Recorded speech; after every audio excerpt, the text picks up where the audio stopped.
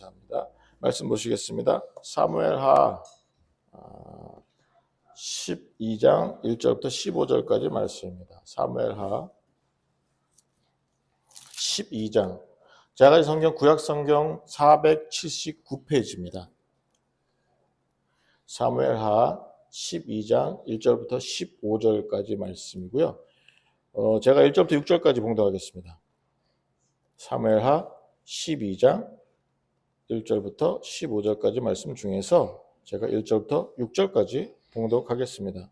주께서 나단을 다윗에게 보내시니 그가 다윗에게 가서 그에게 이르되 한 성읍에 두 사람이 있는데 한 사람은 부하고 한 사람은 가난하니 그 부한 사람은 양과 소가 심히 많으나 가난한 사람은 아무것도 없고 자기가 사서 기르는 작은 암양 새끼 한 마리뿐이라. 그 암양 새끼는 그와 그의 자식과 함께 자라며 그가 먹는 것을 먹으며 그의 잔에서 마시며 그의 품에 누움으로 그에게는 딸처럼 되었거늘 어떤 행인이 그 부자에게 오매 부자가 자기에게 온 행인을 위하여 자기의 양과 소를 아껴 잡지 아니하고 가난한 사람의 양 새끼를 빼앗아다가 자기에게 온 사람을 위하여 잡았나이다 하니 다윗이 그 사람으로 말미암아 노하여 나단에게 이르되 주의 살아계심을 두고 맹세하노니 이 일을 행한 그 사람은 마땅히 죽을 자라. 그가 불쌍히 여기지 아니하고 이런 일을 행하였으니 그 양 새끼를 4배나 갚아줘야 하리라 한지라. 아멘. 2025년도 마지막 주일입니다. 그래서 오늘은 이 말씀을 다윗에 대해서 지금 계속 듣고 계시잖아요. 이 말씀을 가지고 2026년도를 준비하시면 참 좋겠어요. 11장에서 다윗의 완벽한 실패, 처절한 망함, 죄에 대해서 이제 보셨어요. 그죠? 그리고 마지막에 이제 11장 마지막에 딱 그 한 줄로 모든 것을 하나님께서 설명하십니다. 야훼 보시기에 악하였더라. 끝. 그리고 이제 12장으로 딱 넘어가요. 이제 나단 선지자가 등장하는데 아마 이제 아들도 태어나고 했으니까 시간은 한 1년 가까이 지났을 거로 봅니다. 이제 이 11장의 사건과 그다음에 12장의 이 나단 선지자의 등장은 한 1년 가까이 시간이 흐른 걸로 보여져요. 그래서 12장 1절에서 야훼께서 나단을 다윗에게 보내시니 이것도 갑자기 등장해요. 갑자기. 11장에서 그럼 한번 생각해 보세요. 나단을 보내실 거면 하나님께서 다윗을 칭찬하시고 다윗을 좋아하셨었는데 굳이 하나님 보시기에 악을 행하고 그 모든 것이 결정날 때까지 굳이 왜 기다리셨을까? 밧세바를 딱 보고 낮잠 자고 일어나갖고 밧세바를 보고서는 밧세바가 이쁘다. 그 전에 하나님이 오셨으면 어땠을까? 이쁘다 그러고서는 밧세바를 부르러 사람을 보냈단 말이에요. 그리고 또 불러오라 합니다. 누군지도 들었는데 그때 하나님께서 다윗에게 딱 마음을 주셨거나 아니면 뭐 나단이 와서 그건 아니죠. 내 생각엔 그건 아닌 것 같은데요. 했었으면 어땠을까? 아니면은 뭐 밧세바 불러놓고 이제 생리 끝날까지 기다리는 그 시간도 있을 거 아니겠습니까? 그럼 그 시간에 누군가가 어이 왕이요 이건 아닌 것 같습니다. 할 수도 있지 않았을까요? 성령님이 직접적으로 역사하시든지 또는 뭐 사람들이 와서 할 수 있잖아요. 또는 밧세바가 임신 사실을 알렸어요. 그리고 나서 그때 그 소식을 듣고 나서 바로 내가 잘못했습니다. 하나님께 나아갈 수도 있지 않았겠습니까? 우리아를 죽이려고 마음먹고 편지를 씁니다. 그럼 편지를 뭐 갑자기 딱 프린터로 딱 찍어냈습니까? 아니죠. 썼을 거 아니에요. 그래서 우리아의 손에 또 들려서 보냅니다. 그 시간에 하나님이 막으셨으면 우리아가 죽고 밧세바를 데리고 와서 아내로 삼았을 때 그때 하나님께서 막으셨다면 제가 왜 이것을 말씀을 드리냐면 지금 나단 선지자의 이 등장이 우리의 생각과는 너무너무 다르잖아요. 그렇죠? 그리고 시간도 달라요. 하나님의 때는 몰라요. 우리가. 그럴 때 여러분들이 이 말씀을 통해서 특별히 이 12장 1절 말씀을 통해서 기억하시게 될 게 있어요. 첫 번째로 여러분은 무조건 다 인정하셔야 돼요. 우리는 죄를 지을 수밖에 없다. 우리는 죄에 대한 가능성이 어마어마하게 열려있다. 라고 하는 것. 또 하나. 두 번째로는 그런 상황에서도 여전히 하나님께서는 우리에게 회개할 기회를 끊임없이 주신다. 왜냐하면 연속적으로 갑자기 막 내리막길로 치닫는 그러한 영적인 망함이 있다손 치더라도 하나님께서는 또 우리에게 역사하시고 기회를 주고 계시다는 사실이에요. 하지만 그러한 것들을 그 기회로 알고 잡을 수 있는 사람은 또 정해져 있어요. 어떻게 해요? 하나님과 평소에 하나님과 대화하느냐 안 하느냐가 하나님이 주신 기회를 하나님이 주신 기회로 알아차릴 수 있다는 거예요. 평소에 말입니다. 평소에. 다시. 누구나 다 죄 짓습니다. 그리고 누구나 다 다윗보다 더 심한 죄를 지을 수밖에 없는 그런 가능성이 다 열려 있어요. 그런데 그 가운데 하나님께서는 계속해서 우리 생각에는 그 전에 막으시지 하실 수도 있겠지만 그게 아니라 하나님은 기다리십니다. 기회를 주시는 거예요. 회개의 기회. 그런데 우리는 몰라요. 근데 알아차릴 수 있는 방법은 있어요. 언제? 죄 짓기 전에 평소에 죄를 시작하기 전에 하나님과 친해져 있으면 하나님의 음성을 계속해서 갈망하고 간구하고 있다면 하나님의 기회로 발견이 돼요. 내 삶 속에서. 하나님의 음성을 들을 수가 있고요. 성령님께서 그만! 스탑!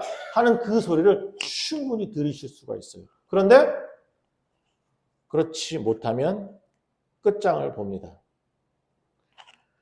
때문에 제가 앞에서 말씀드렸던 이럴 때 막아주셨으면 저럴 때 막아주셨으면 하지만 이미 우리에겐 그럴 기회가 다 있었고 이제 상황 다 종결된 다음에 후회할 이유는 전혀 없다는 거예요.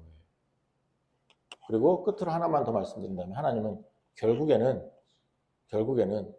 사랑하시는 백성에게 회개할 기회를 확실하게 기적적인 방법으로라도 주고 마십니다.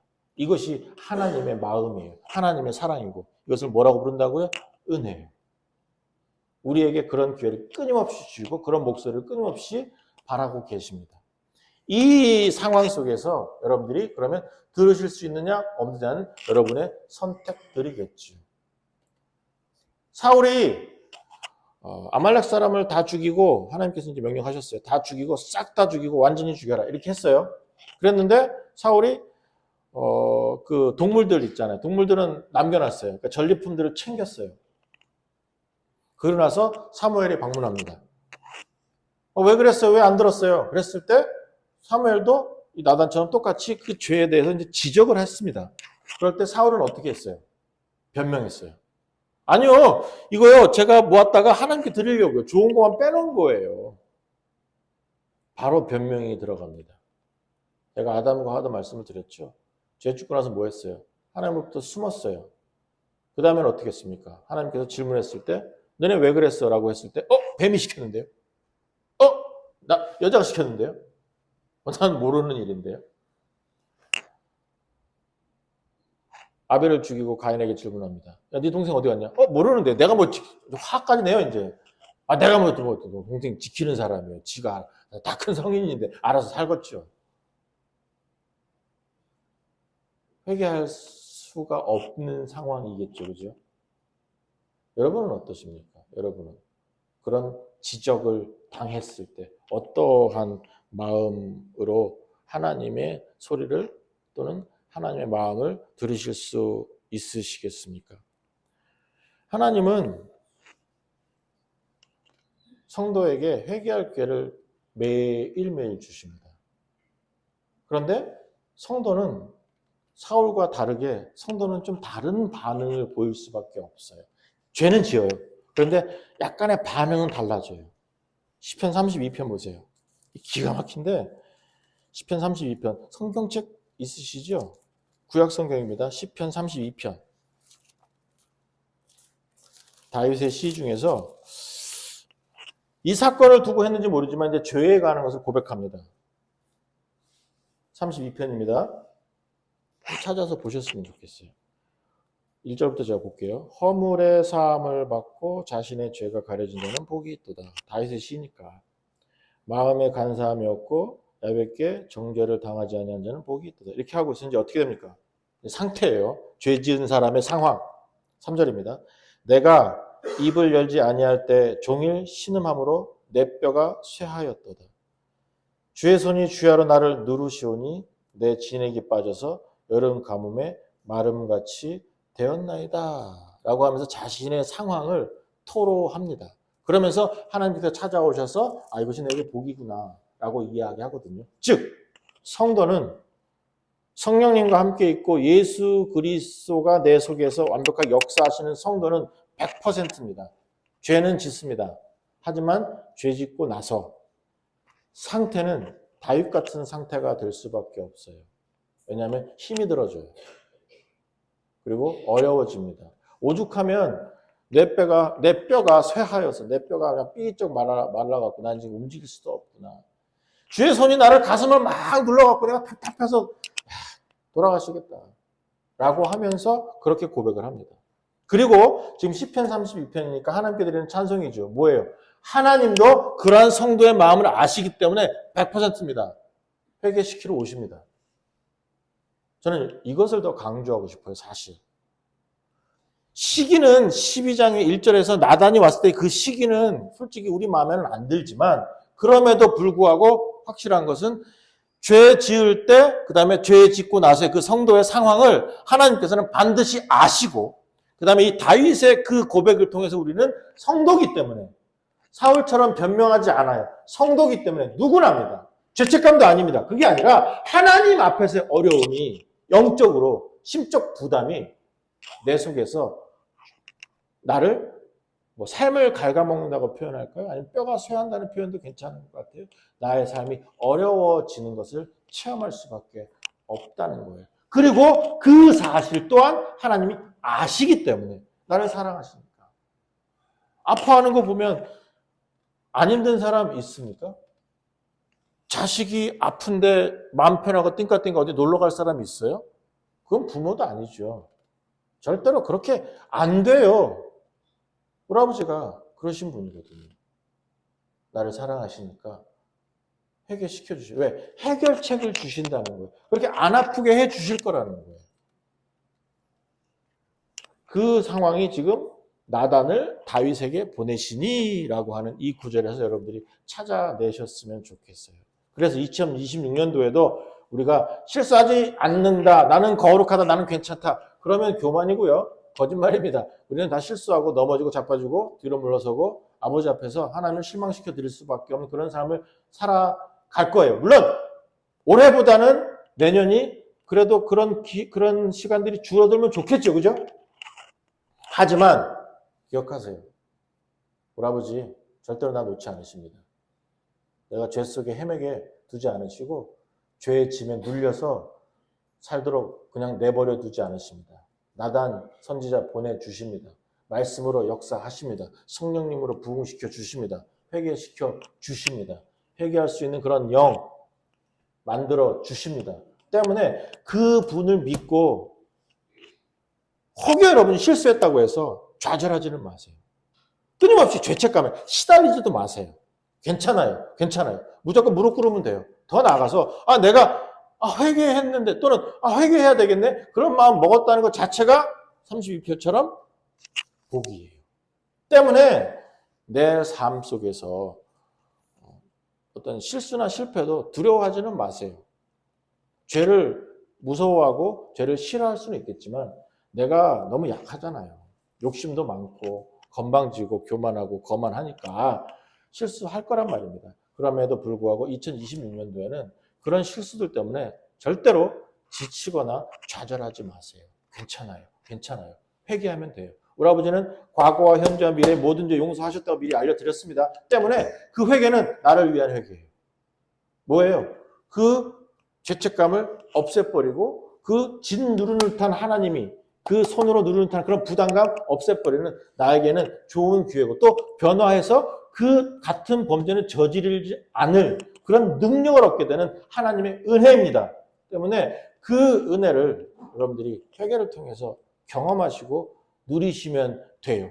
그래서 2026년도에는 끊임없이 2026년도 12월 말에 딱 그랬는데 걔네들 사는 거 보니까 하나님 보시기에 악하네 이거가 아니라 아 잘했다. 참 충성돼서 고맙다. 착하구나. 그런 칭찬도 들으셨으면 좋겠어요. 이것이 아버지 마음이거든요. 그 마음을 지금 주께서 나단을 다윗에게 보내시니 이 구절에서 찾아내실 수 있다는 거예요.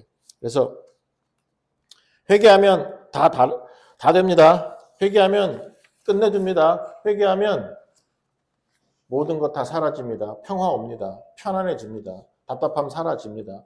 다만 그것도 하나님의 역사이기 때문에 우리는 그 하나님의 역사를 알아차릴 수 있는 관계는 맺고 계셔야 돼요. 아니면 강권적으로, 지금 다윗은 강권적으로 하셨어요. 하지만 그 강권적으로 하면 우리는 피곤해져요. 이 와이셔츠에 김치 국물이 튀었네요. 저는 좀 색깔이 있는 거 있는데 하얀색에 튀면 더 티나잖아요. 그치요? 근데 이것을 빼는 데는 그래도 아주 많은 노력은 필요치 않아요. 여기만 또 치우면 되고. 헌데 김치 국물을 뒤집어 썼네? 옷 버려야죠. 뭐 그거 어떻게 빨아요? 그 뻘건 거 남고 그거 절대로 도움 안 돼. 아무리 좋은 거 뭐 했고 세탁소 갖다 줘도 그거는 힘들어요. 죄가 코딱지만큼이면 지우기 쉬운데 죄를 뒤집어 쓰면 또 그게 시간이 지나갖고 쩔어버리면 버려버려야 돼요. 전 그걸 말씀을 드리는 거예요. 회개가 그런 거예요. 쉽게 할 수 있는 것을 어렵게 하면 회개해서 반드시 우리는 쳐갑니다. 용서도 받았고요. 하지만 내 삶 속에 다가오는 그런 것은 요 묻어갖고 요래요래요래 뺄 수도 있는데 뒤집어 썼으니까 의해야 돼요. 빨래방망이로 막 뜯어 패야 돼요. 그래도 안 빠지면 뭐 아닌 말로 진짜 버려야 되겠죠. 그죠? 내 삶이요. 내 삶이 죄에 살짝 묻었어요. 그럼 빨리빨리 회개하면 되는데 똑같은 거 말고 또 회개했다고 하나님 아이고 나 잘못했네 이런 거 말고 좀 회개 같은 회개 말입니다. 그런데 그거 자체조차도 안 한다면 뭐 빨래방망이로 맞아야 되겠죠. 그렇죠? 그것을 우리는 뭐라고 부릅니까? 고난이라고 부르는 거겠죠. 그죠? 때문에 회개하라는 하나님의 음성과 하나님의 기회를 빨리빨리 알아차릴 수 있도록 평소에 매일 매순간 하나님과 가까이 계셔야만 돼요. 그러면 인생 쉽습니다. 전 또 그것을 말씀을 드리기 위해서 여기까지 왔네요. 그런데 지금 그 나단 선지자가 와서 뭐라 그래요? 나단 선지자가 와서 비유를 이야기하거든요. 비유를 얘기하는데 참 재미있어요. 다윗이 지은 범죄는 우리가 봤을 때 다윗의 지은 범죄는 뭐예요? 성적인 범죄고, 뭐 게으른 것도 있고, 하나님을 잊어버린 것도 있고, 아니면 뭐 살인 교사, 살인 또는 뭐 친한 사람 죽인 배신 그렇게 얘기할 수 있겠죠, 그렇죠? 그런데 12장 여기서 정확하게 하나님께서 다윗에게 비유를 드시는데 다윗의 죄를 지적하면서 너의 죄가 이런 거야라고 하면서 7절에 보면 당신이 그 사람이라 하면서 다윗은 이 정도의 죄를 지은 거야 할 때 보면 그런 얘기는 전혀 없어요. 가난한 사람이 있고 부자가 있는데 부자 집에 손님이 찾아왔어요. 그러니까 이제 뭔가 대접해야 돼요. 중동에서는 뭐 그게 당연한 거니까요. 뭘 대접해야 돼요. 그런데 자기는 부자인데 뭐가 굉장히 많은데도 아까워서 가난한 사람이 그 양 한 마리 꼴랑 키우는데 그 양 한 마리를 또 얼마나 애지중지하면 딸처럼 키우고 있는데 그것을 뺏어다가 대접했대요. 그러니까 다윗이 열이 받았죠. 어디 어떤 인간이 있어. 내가 진짜 4배나 갚게 하고 가만두지 않을 거야. 내가 단번에 죽여버려야 되겠다. 안 되겠다. 했더니 나단 선지자가 딱 얘기해. 그게 너야. 얘기하는 것이죠. 그 말은 뭐냐면 다윗이 지은 범죄를 하나님이 보시는 그런 색깔이에요. 어떤 죄의 내용입니다. 잘 보세요. 다윗이 그러면 지난주도 말씀을 드렸지만 안 기쁘니까 그런 일을 저질렀다고 말씀을 드렸죠. 그런데 하나님이 보실 때도 지금 정확하게 다윗이 지은 것은 뭐냐면 남의 것을 빼앗은 거예요. 도둑질도 있고 탈취한 거예요. 그러면 십계명에서는 그 사람은 십계명을 어긴 것이기 때문에 이웃의 것을 탐하고 빼앗았기 때문에 도적질했기 때문에 죽여버려야 돼요. 돌로 쳐 죽여버려야 돼요. 그리고 또 그것을 또 4배를 갚는다. 이런 것도 이제 그 율법에 나와 있는 규칙들입니다. 이게 죄의 내용이에요. 다윗이 한 거.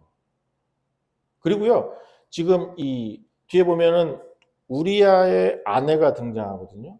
근데 우리는 알아요, 이름을. 근데 하나님은 약간 이제 마음이 좀 섭섭하셨나 봐요. 우리아의 아내의 이름을 부르지 않습니다. 마태복음에서도 바세바가 솔로몬을 낳았다고 하지 않아요. 우리아의 아내가 솔로몬을 낳았다고 적습니다. 그 족보에서, 마태복음 1장 족보에서도 그렇게 나옵니다. 바세바의 이름은 나중에 다윗이 한 번은 불러줘요. 바세바에게서 솔로몬이 태어났다. 이렇게 합니다. 그런데 하나님은 안 부르셔요. 한 번도 안 부르셔요. 바세바라는 사람, 이 아주머니를 한 번도 안 부르셔요. 다윗의 아내인데. 기분이 좀 그러시지요. 하지만 지금 정확하게 하나님이 보시는 것은 하지만이 아니고, 왜냐하면 우리아가 그렇게 소중히 여기는 것을 너가 빼앗았다는 거예요.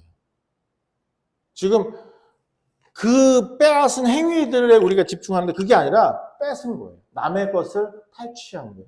이게 거의 너의 죄야. 그런데 그냥 아무거나 훔쳐오고 아무거나 뺏은 것도 아니고 가장 아끼는 소중한 그러한 존재를 너가 뺏은 거야. 이렇게 하면서 그 다윗의 범죄를 지적하고 있습니다. 그러니까 우리아를 죽인 거 뭐 그런 것도 안 중요해요. 지금 하나님은. 남의 것 뺏은 게 중요해요. 근데 그 남의 것이 소중한 것을 뺏었어요. 너무너무 소중한 것. 부자가 왜 뺏었을까요? 자기가 가진 것을 가졌다고 느끼지 못하기 때문에 뺏은 겁니다. 즉 자기는 남들이 보면 부자지만 자기는 가난해요. 다른 사람에게 베풀지 못하는 사람들을 보면 자기는 항상 가난해요. 뭐 음식에 또는 뭐 돈에 아니면 뭐 건강에 이렇게 보면 그런 사람들이 막 목숨을 걸고 집중하는 걸 보면 왜 그렇게 하느냐라고 물어봤을 때는 100% 자기는 아직 모자란 게 있다고 생각을 하는 거예요. 충분하다고 절대로 느끼지 않습니다. 그러니까 남의 것을 뺏을 수밖에 없어요. 악한 마음을 먹으면 남이 소중하고 안 소중하고 그건 관심이 없어요. 그냥 뺏어요. 2026년도를 이제 살아가실 거예요. 성도님 여러분. 성도는요. 하나님의 자녀입니다. 그러면 하나님의 자녀이기 때문에 특별히 로마서에서는 성도 되었다, 구원을 어떻게 설명하냐면 양자 되었다라고 설명하죠. 그죠? 그랬을 때 로마의 그 관습에 의거한 양자의 개념은 뭐냐면 부모의 것이 이 양자의 것입니다. 부모의 지위를 물려받는 것이고요. 부모의 모든 권력뿐만 아니라 그 소유를 다 물려받습니다. 즉 현재 지금 부모의 것이 자기 거예요. 이게 양자의 개념입니다. 그래서 물려줄 만한 변변치 않은 것들이 많으니까 양자를 들여서 로마의 그때 그 사회의 어떤 풍습이 그 정도였는데 이제 그것으로 구원을 설명합니다. 하나님은 자신의 외아들을 죽여버리고 나를 양자 삼아 주셨어요. 양녀 삼아 주셨어요. 그러면 그 상황에서 그 의미가 무엇입니까? 하나님의 것이 다 내 것이에요. 다시요. 하나님의 것이 내 것입니다. 그러니까 여러분 앉아서 하나님의 것이 목사님 거구나. 그러면 어디 가서 좀 한번 빌부터 볼까? 하나님의 것이 여러분들 각자의 것이에요. 구원 받으셨다면. 그러면 하나님의 것이 내 것이라고 했을 때, 그러고 나서 집에 가보면 텔레비 좀 해놨지, 차도 없지, 집은 코딱지만 하지, 한국에서는 어떤 사람은 자기 집이 좁다 그래갖고 몇 평이에요? 그랬더니 47평이라 그래갖고 참 정신 나간 인간도 있다 그랬는데 똑같은 인간이에요. 뭘 받아? 50평, 60평 고대왕실에 살아도 좁지요, 지가 보기에는. 왜? 가난하니까.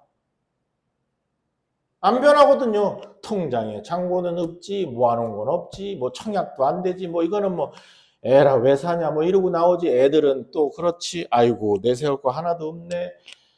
에이고. 제가 성탄절에 말씀을 드렸잖아요. 저의 성적표, 2025년도 목회 성적표를 보면서 에이고.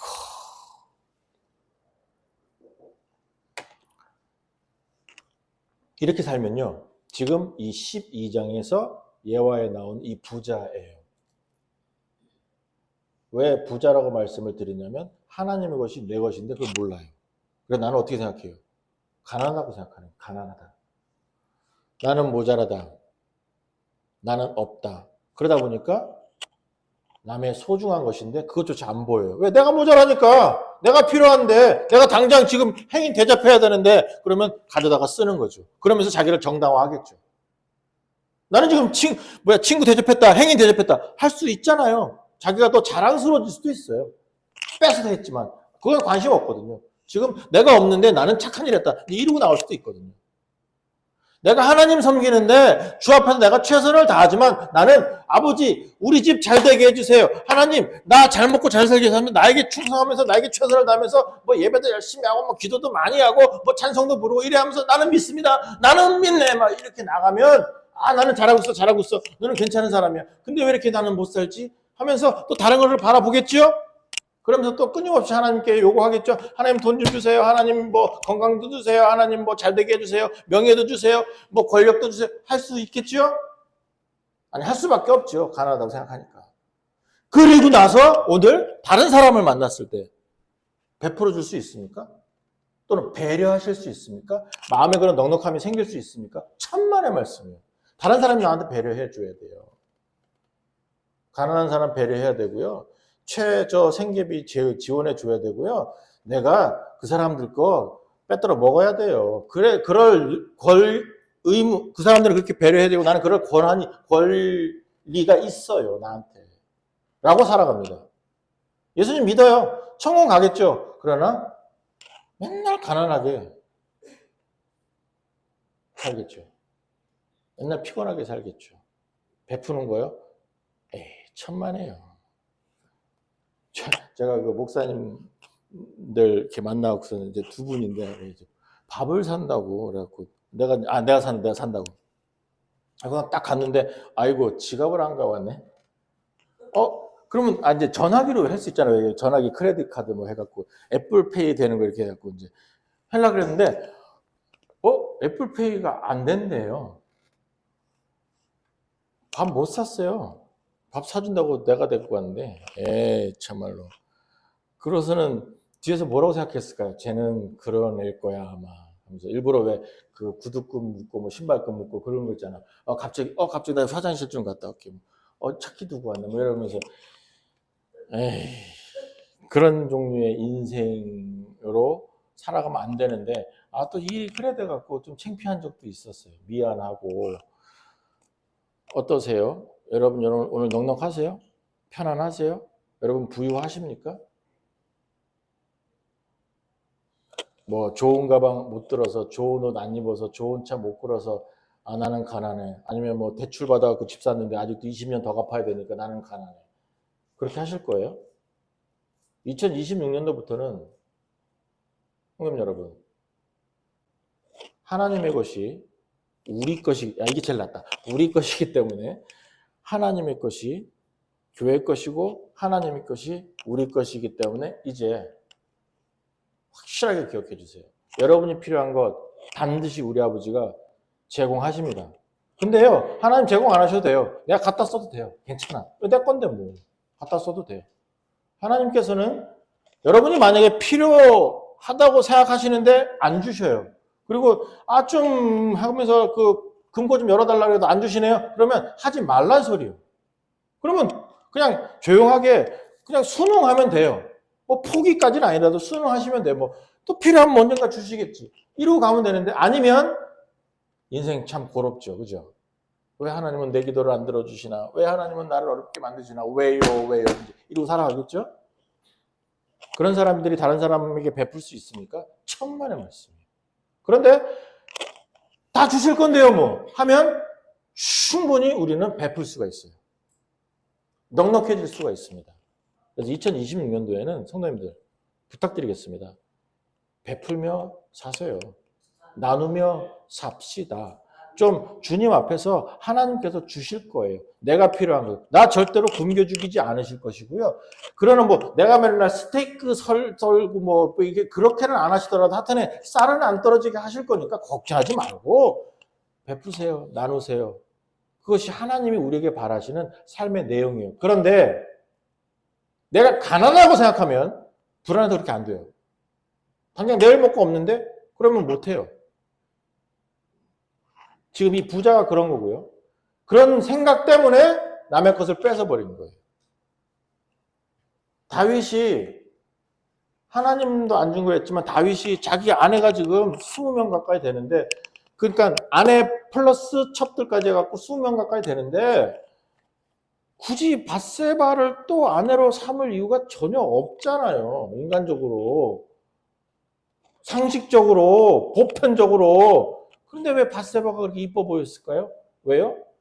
그 있는 20명이 만족이 없었거든요. 불편했거든요. 나 여전히 가난하거든요. 그래서 뺏어온 거예요. 죄가 그렇게 시작되는 겁니다. 무엇이든지 간에. 오늘 성도님 여러분, 오늘의 삶에 만족하십니까? 아유, 정말 우리 남편 로또야, 로또. 어휴, 그렇게 좋아? 한 번도 안 맞아. 로또라서 안 맞아.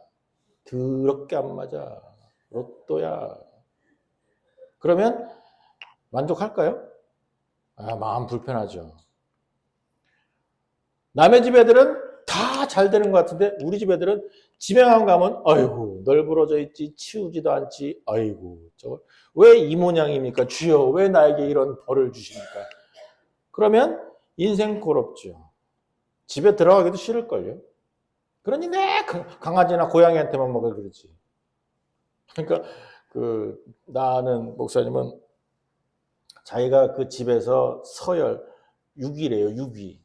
왜냐하면 5명이고 이제 고양이가 한 마리 있는데 고양이 밑에가 자기래요.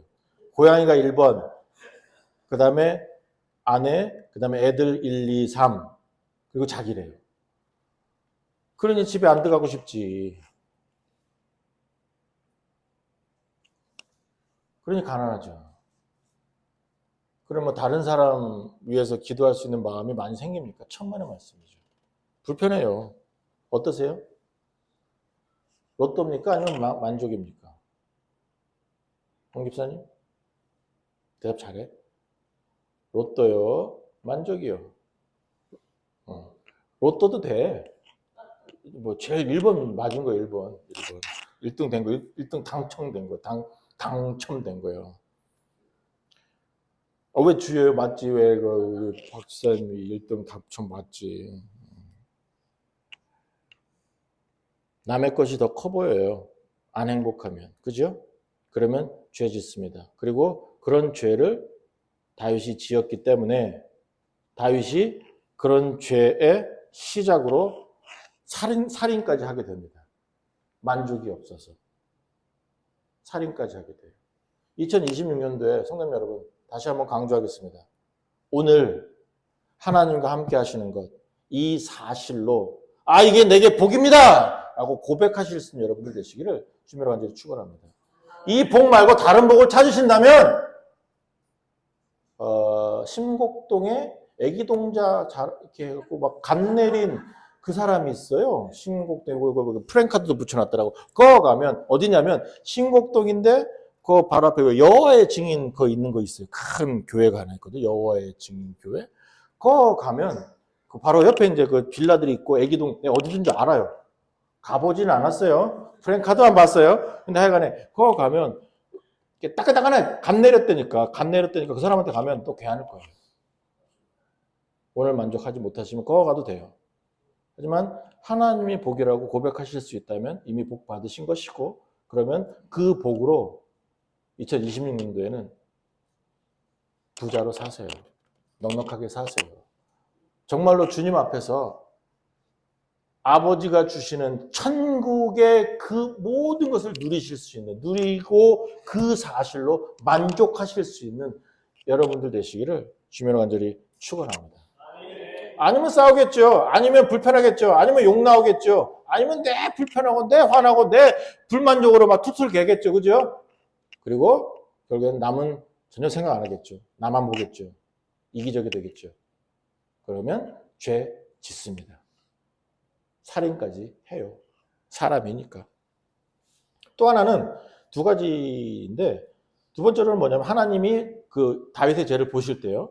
지금 이 9절 보시면 어찌하여 너가 야훼의 말씀을 업신여기느냐 이렇게 나옵니다. 하나님께서. 그러니까 너 왜 사람 죽였어? 너 왜 그렇게 아내들 많은데 왜 또 여자를 또 들였어? 가 아니라 지금 왜 말씀을 업신여기느냐라고 하나님께서 질책하고 계십니다. 그러니까 하나는 좋은 것을 만족하지 못해서 가난하게 사는 그 모습, 자기 자신을 제대로 모르고 하나님이 복이라는 것을 모르는 그 모습을 질책하신 것이고요. 지적하신 것이고요. 두 번째로는 뭐냐면 왜 말씀을 업신여기느냐. 죄 짓는 것 자체가 말씀을 업신여겨서 짓는 것이지만 말씀을 업신여겼기 때문에 또 죄를 짓는 거예요. 즉 하나님이 말씀으로 끊임없이 우리를 움직여 주시고 오늘도 말씀하시고 임마누엘 하셨기 때문에 끊임없이 말씀하시고 계속 말씀하시고 쉴 새 없이 말씀해 주심에도 불구하고 내가 안 듣고 싶어요. 말하지 마세요. 잔소리니까 듣기 싫잖아요. 한 번만 얘기하면 됐지. 그만해요. 그만해. 맨날 기도하래. 맨날 뭐 찬송이 뭐 예배고. 좀. 다 알아요. 내도 다 알아요. 안 되니까 그거 나쁜 거 알아요. 나도. 예배 드린 거 나도 알아요. 기도 알아요. 성경 안 되니까 좀 이게 무시해요. 이게 안 듣는 거예요. 들리는데 안 들리는 척하는 거죠. 예, 안 듣는 거예요. 업신여기느냐. 또 한 번 더 말씀하셔요. 이제 네가 업신여겨서라고 10절에서 얘기하죠. 그러고 나서는 우리아의 아내를 빼앗아. 바세바 얘기 안 하죠. 하나님이 굉장히 마음이 좀 불편하셔서 그래요. 빼앗아서 하나님의 말씀을 업신여겼을 때 죄 짓습니다. 오늘 말씀을 들어주세요. 우리 하나님께서는 뭐라고 하십니까? 구체적으로 도덕적인 것을 말씀하지는 않으십니다. 그러나 철저하게 하나님께서 부탁하시는 게 있어요. 여러분에게. 하나님의 인품을 소유해라. 예수 그리스도의 마음을 갖자라고 말씀하시거든요. 그래서 저는 그렇게 부탁을 드렸죠. 예수님의 인격을 갖자. 예수님의 인격. 선한, 착한, 이게 아니라 예수님의 마음, 예수님의 그 성품을 소유했을 때 달라지거든요. 그런데 그게 아니라 내 것은 살아있고 그냥 예수님만 이용하고 싶고 하나님만 이용하고 싶고 성령님만 이용하고 싶다면 그것은 교인이고 종교인이기 때문에 빨리빨리 털고 일어나서 옳은 종교를 찾아가시는 게 맞습니다. 신곡동에 그 애기동자 아줌마 있는데 거기 가는 게 훨씬 빨라요. 그러나 하나님의 백성이라면 달라요. 하나님은 우리를 죽여버리고 예수 그리스도의 부활을 천년매로 하는 부활을 시켜주셨기 때문에 우리는 예수님의 인품을 소유할 수가 있어요. 그리고 또 성찬식에서도 말씀을 드리지만 예수 그리스도의 피가 내 속에 흐르기 때문에 충분히 예수님의 인격을 소유할 수 있는 가능성이 이미 우리에게는 내재되어 있습니다. 이제 발휘하셔야 돼요. 예수님으로 사셔야만 돼요. 이게 2026년도에 실수를 덜하고 예수님으로 사는 것이 옳은 삶의 모습인데 그렇지 않다면 하나님의 말씀을 업신여기는 것이고 무시하는 삶 살 수밖에 없습니다. 용서해라. 죽어도 용서 못하지요. 사랑. 서로 사랑해라. 죽었다 깨어나도 못하죠. 다 하겠는데요. 저 인간은 용서가 안 돼요. 돌아가시겠네. 용서는 원수까지 사랑하고 용서는 용서를 비는 사람 용서하는 거예요. 또 오해하지 마세요. 아무나 다 그래 용서해야지. 그래 그 속으로 부글 끓어. 아이고 저거까지 내가 있는 성도니까 그래. 그러면 그것 자체가 스스로 자기를 올가매는 나를 썩게 만드는 거예요. 그러니까 용서는 7번씩 70번 하는 건 맞는데 나한테 용서를 구하는 사람한테 용서하는 거예요. 다 뭐 용서하십시다. 이거는 기독교는 그런 종교가 아닙니다. 모슬렘이 있는데 아니면은 교회를 공격하는데 용서요? 그 용서 안 되는 부분 있어요. 하나님도 성령을 거부하면은 용서받지 못하는 죄라고 말씀하셨는데 안 되는 게 있어요. 하지만 그럼에도 불구하고 누군가 나에게 용서를 빈다면 용서를 해 주는 것이 맞지요. 근데 이제 문제는 사랑이 이렇게 안 생겨요. 저 사람만 보면 누군가 그러더라고요. 옛날에 어떤 분이 여기 없어요. 또 쳐다보고 그러지 마요. 여기 없어요. 어떤 분이 나한테 그러시더라고요. 전화까지 왔네. 그분 아니요. 전화하신 분 아니요. 근데 확실한 것은 목사님 내가요. 저 사람 때문에 내가 다른 교회 할래요. 정말 못 참겠어요. 그러면 좀 제가 뭐라 그래요? 사랑하세요. 말 안 통해요. 그럼 어떻게 해요? 슬피 울면서 내가 알아서 하세요. 주여.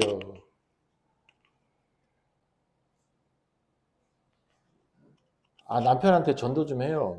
남편 교회 안 오는데 전도 좀 하세요. 교회 예배 오라고 또 하시면 되잖아요. 목사님,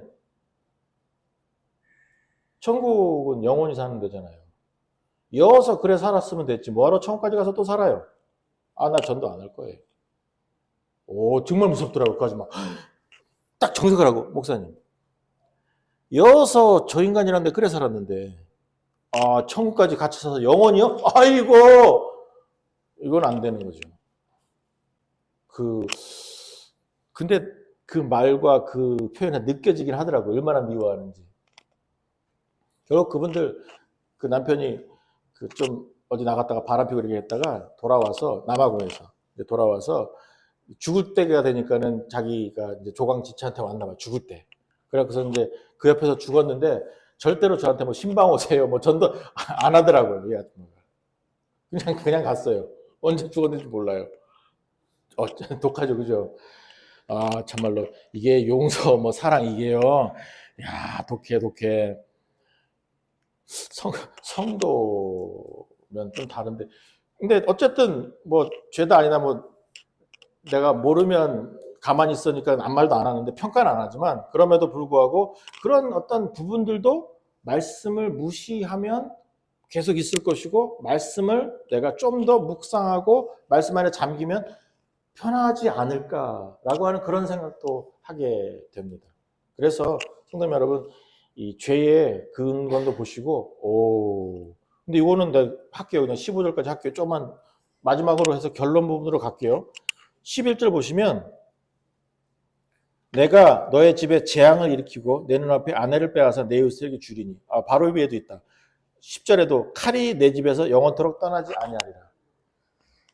다윗의 아들들이 바로 이제 13장 14장에서 등장해요. 다윗의 아들들이 이제 참 별짓들을 다 합니다.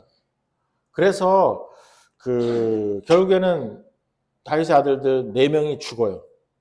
그리고 자기들끼리도 죽여요. 오빠는 여동생을 강간을 해요. 그리고 아들은 여로보암인데 이 아들은 다윗 왕을 내쫓아요. 그리고 내쫓고 나서 아버지를 내쫓고 나서 나중에 그 우리야를 죽이게 한 사람, 다윗이 우리야를 죽여라 하면서 그 편지를 보낸 사람이 누구예요? 요압이거죠. 요압이거든요. 근데 요압이 이 다윗의 장남을 죽입니다. 요압이. 그러니까 칼이 내 집에서 떠나지 아니라.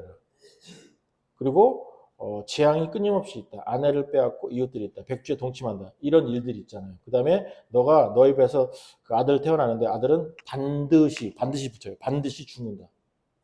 제가 왜 이것을 결론으로 말씀을 드리냐면 죄의 결과는 하나님이 만들어내신 건 아니에요. 하지만 죄를 지으면 결과는 반드시 있습니다. 내가 책임져야 돼요. 이것도 여러분들 두려워하셔도 돼요. 하나님은 지금 분명하게 13절에서 다윗이 나단에게 이르되 내가 주께 범죄했습니다 하매 나단이 다윗에게 말하되 주께서 당신의 죄를 사하셨습니다. 당신은 안 죽습니다. 하지만 이 일로 말미암아 원수가 비방할 것입니다. 당신이 낳은 아이가 반드시 죽습니다. 라고 하면서 용서받아요. 회개하면 용서받습니다. 하지만 죄의 결과는 왜? 만들어진 거잖아요. 그냥 과정 속에 있는 거잖아요. 때문에 죄의 결과는 어쩔 수 없어요. 죄의 결과는. 내가 당해야 돼요. 그것도 여러분들이 이거는 제가 2026년도를 준비하시면서 좀 두려워하셔도 돼요. 죄의 결과는 있어요. 그리고 죄의 결과로 말미암아 하나님은 아닌 말로 뿌린 대로 거두게 하십니다. 이거는 상황 속에서 거부할 수가 없는 부분이에요. 죄 용서하셔요. 쳐 갑니다. 하지만 달라요. 때문에 여러분들이 이 부분에서도 정확하게 하나님의 마음도 배워주셨으면 좋겠어요. 그래서 말씀 마칩니다. 2026년도에는 제가 앞에서 말씀드렸듯이 하나님께서 끊임없이 주시는 기회들이 있어요. 은혜예요. 그리고 성도들에게 주시는 끊임없는 회개의 기회들도 있거든요. 그리고 우리는 그런 기회들이 필요해요. 왜? 우리는 죄 지을 거니까. 안 그러면 좋겠지만 모자라거든요. 건방지거든요. 우둔하거든요. 욕심으로 똘똘 뭉쳤거든요. 때문에 죄 짓습니다. 그럴 때 잊지 마세요. 하나님은 끊임없이 나에게 기회 주십니다. 회개의 기회를 주십니다. 때문에 그 기회를 잡으셔야만 돼요. 방법은 하나밖에 없어요. 평소에 하나님하고 친해지셔야 돼요. 평소에. 그렇지 않으면 못 들어요. 지나가요. 아니면 내가 아예 하나님을 떠나서 듣고 싶지 않아져요. 무시하게 됩니다. 그래서 회개 못 하겠죠. 그럼 완벽하게 망하고 결과가 좀 심각해집니다. 아니면 죽음까지 갈 수도 있겠죠. 그리고 나는 용서받아도 애가 죽는다잖아요. 다른 사람이 책임지면 좀 별로잖아요. 그죠? 내 죄 때문에. 나 때문에 복 받으면 좋겠는데, 나 때문에 벌 받으면 그 죄를 책임지면 별로잖아요. 근데 책임은 물으시거든요.